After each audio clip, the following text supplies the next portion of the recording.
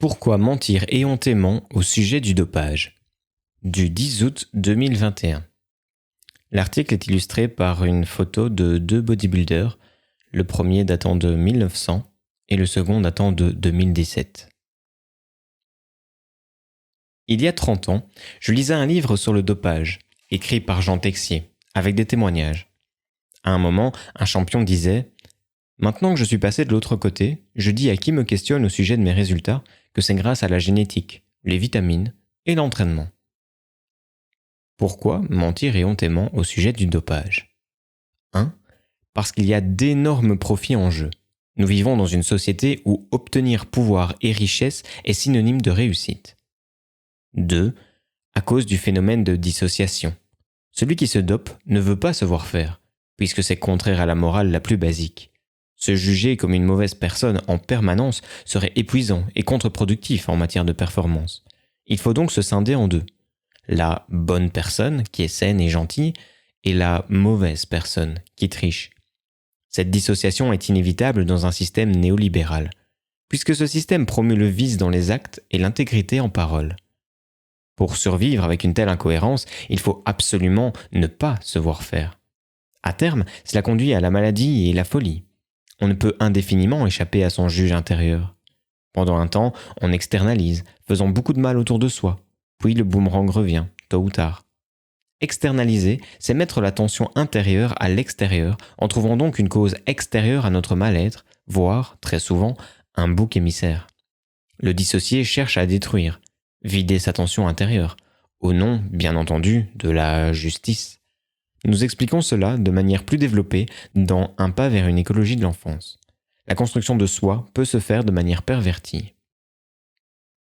3. Ce qui compte, c'est d'être conforme. C'est ce que nous essayons tous de faire, avec plus ou moins de recul et de préservation de sa capacité à vivre et aimer. J'ai déjà expliqué que le fitness n'est pas une affaire de santé, mais de conformité sociale par le corps. Ne pas être fit, c'est ne pas convenir. C'est la vision américaine de la forme qu'on s'est vu imposer avec les grandes idoles dopées du muscle, notamment. Les champions de fitness sont tous dopés et connaissent des soucis de santé. Le premier pas, qui débute dans l'enfance, est un mensonge à soi-même. On ne veut pas prendre une forme relative à nos besoins de santé naturelle, à nos capacités de performance naturelles, mais une forme qui soit conforme à l'idéal social du moment. Il s'agit d'incarner une image, de bonne conformité. Puisque cela commence par un mensonge, inconscient, à soi-même, dans un monde néolibéral où le mensonge, pour tromper et abuser son prochain, est une norme pas assumée, alors mentir est une simple norme de fonctionnement. Le plus facile, le plus nécessaire.